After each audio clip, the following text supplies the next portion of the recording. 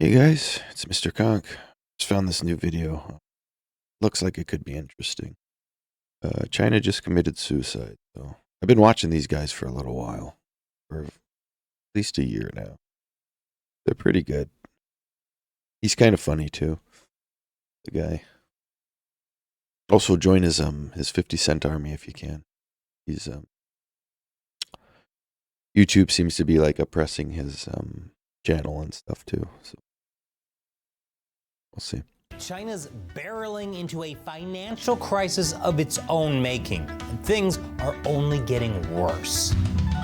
Things are only Welcome to getting China worse. Uncensored. I'm Chris Chappell. YouTube is on to us. They know viewers like you are migrating over to our website. I swear they just didn't Donald Trump write a letter saying that he just opened the Strait of Hormuz for China? He's doing it for them or something. I don't know. So I don't know if the blockade is still there or not, or And what. they don't like it. But if YouTube is trying to punish us by suppressing our channel, screw them. So if you stay to the end, I'll tell you about an upcoming event only for my website subscribers. So with all the news going on in the Middle East, it's been a while since I've talked about China's economy, which is in a horrible state of disarray. And it's not because of the Strait of Hormuz. It's because of China's real estate. I thought it was from the Strait of Hormuz, like the oil, like cornering the market on oil with Venezuela, then Iran.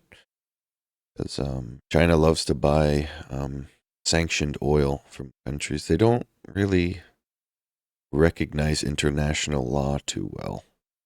They kind of tend to ignore it. Certain things. Not everything, but... A crisis. Yes, still. As I've mentioned in countless past episodes, which you would have seen if you weren't secretly unsubscribed, seriously, check on that. Real estate was once considered a safe investment for ordinary Chinese people. At one point, it made up around a third of China's economy. But after the 2021 real estate bubble popped and China's largest developers defaulted, everything changed. People's life savings were wrecked. According to Barclays, China's property meltdown resulted in the destruction of around 18 trillion US dollars. Around 30% of Chinese household wealth between 2021 and the end of 2024. That eclipses the losses Americans faced after the 2008 financial crisis. As someone getting out of college at that time, I never thought I'd say this, but I'm glad the 2008 collapse wasn't that bad. Things are even grimmer in 2026. The value of property continues to tank, even in rich cities like Beijing and Shanghai. Thanks to overproduction and some pretty wild pyramid schemes by property developers like Evergrande and Country Garden. These guys, what they would do is they would, if you don't know, like they would build houses, or not houses, big giant skyscrapers, put them up for sale, the apartments, then people would buy the apartments. They wouldn't finish the building. They would go off and just start another building and do the same shit and then do another and then continue the process until their whole company just imploded on itself. And then people as well. People were getting scammed. Country Garden. Properties in both cities have lost as much as over a third of their peak value. That's like putting all your eggs in one basket and learning that basket was actually an egg crushing machine. Why would anyone invent such a cruel product? At this point, owning property in China now has become akin to holding on to parasites because it's bleeding people's wallets dry.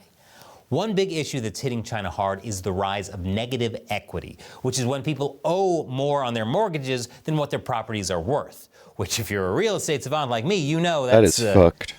Not good. This is forcing more Chinese homeowners to borrow when selling. For example, according to Yicai, one property owner in Guangdong province took out a massive mortgage to buy a 3.4 million yuan apartment in 2021.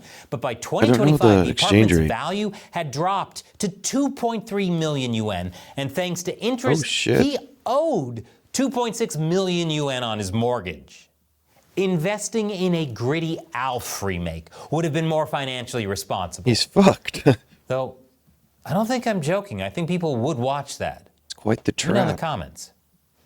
What all this means is that now, even if he sells the apartment, he still has to worry about paying 300,000 extra yuan. There are so many cases like that. Add the other ways China's economy is in the dumps, such as unemployment and pay cuts, and you can imagine how it must feel for the average Chinese person who just wanted to own a home. It's no wonder China's birth rate is so low.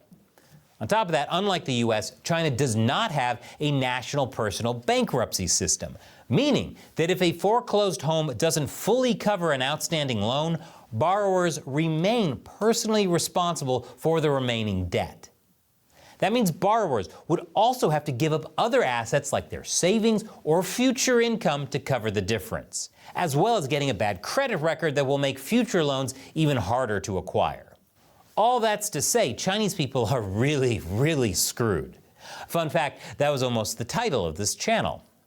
China is in a situation where it could face mass foreclosures when borrowers fail to make repayments and lenders seize properties to make up for their losses. Swiss bank UBS predicted late last year that Chinese foreclosures will rise from 630,000 in 2025 to 2.43 million by 2027. UBS has since bumped up its estimate of Chinese foreclosures to 3.3 million homes by 2027. According to Bloomberg, these figures are unprecedented in China's history, which I should remind you is a history of communism. These are bad numbers for a communist system. Is it weird? I'm almost impressed. But this isn't just bad for the Chinese people, it's also bad for the Chinese banks. According to Reuters, China's rural banks are struggling to sell seized properties despite hefty discounts as high as 20 to 30%. Probably because people are smart enough to know that a discount on a giant turd still leaves you with a giant turd. And according to the China Index Academy, less than a quarter of all foreclosed properties were sold in 2025. This has left banks left and right stuck with properties they can't get rid of, tied to debts that can't even be repaid even after foreclosure. It is bad. It's also a death spiral. China is stuck in a situation where falling prices in property lead to negative equity, which leads to more defaults, which leads to banks repossessing homes and dumping homes at lower prices, which then lead to further market pressure. The last thing the CCP wants is a foreclosure crisis to unfold. That's why the CCP is being careful not to crack down too hard on defaulters. Sure, it doesn't want people to abandon their mortgage payments, but if too many people in China default, who knows what could happen to Chinese society as a whole? Things are so bad in communist China, there could be a communist revolution. Does that just cancel itself out? Oh, if there's a democratic revolution, that would be nice. Tried that back in, what was it, 1989? Tiananmen Square.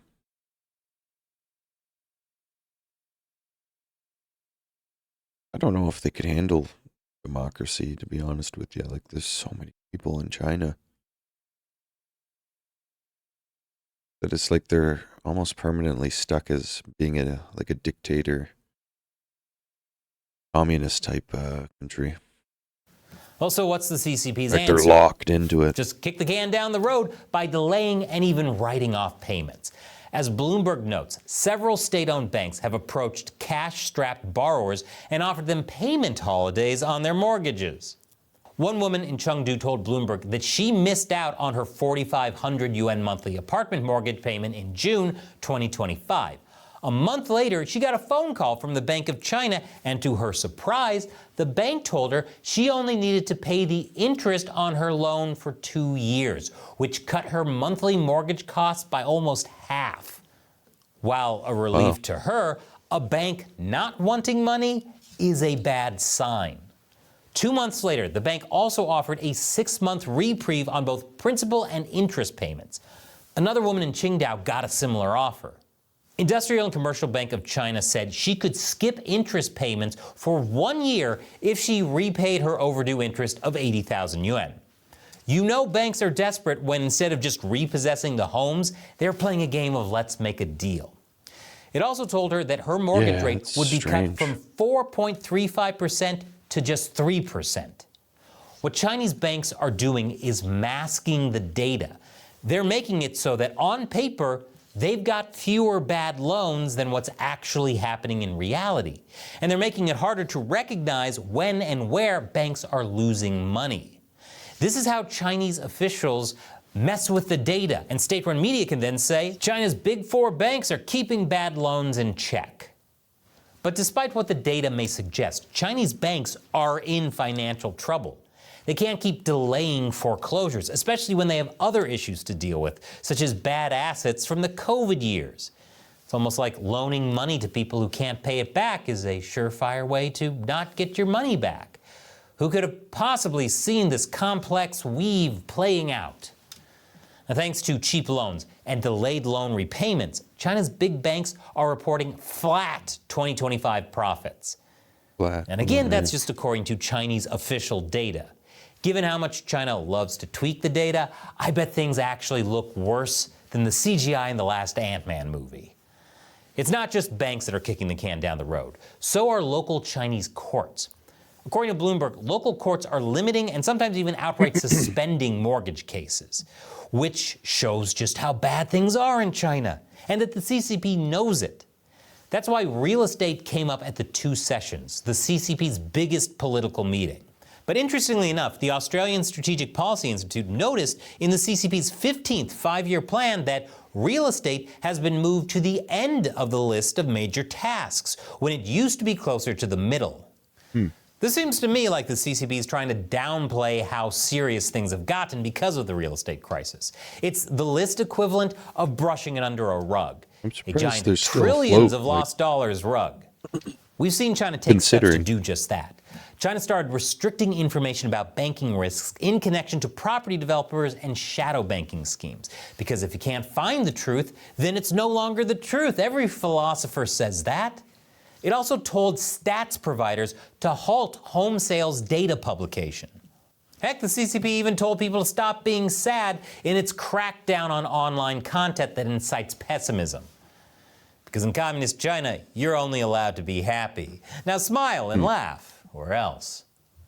Make no mistake, despite whatever psyops you may be hearing from Chinese or even Western media or influencers, China's economy is in crisis. Shut up and smile. All the steps that China's taking, such as having state firms buy foreclosed properties to slow down price decreases, and ordering banks to boost lending, is the equivalent of plugging a leaking hole in a dam with a finger.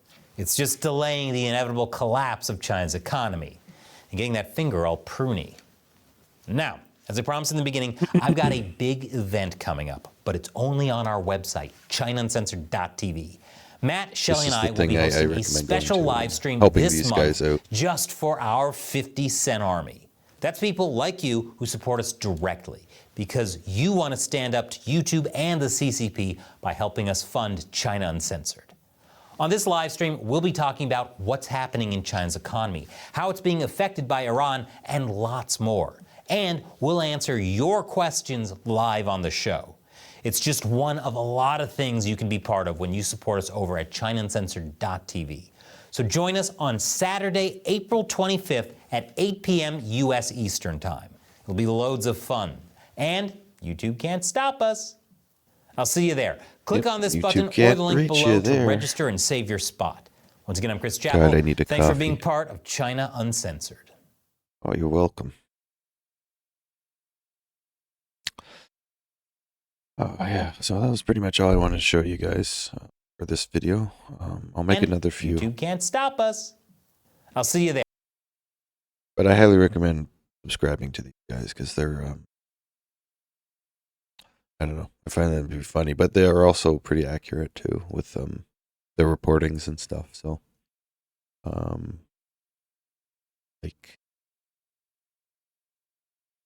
I guess that's it for this video. So thanks for watching. I'll see you in the next one.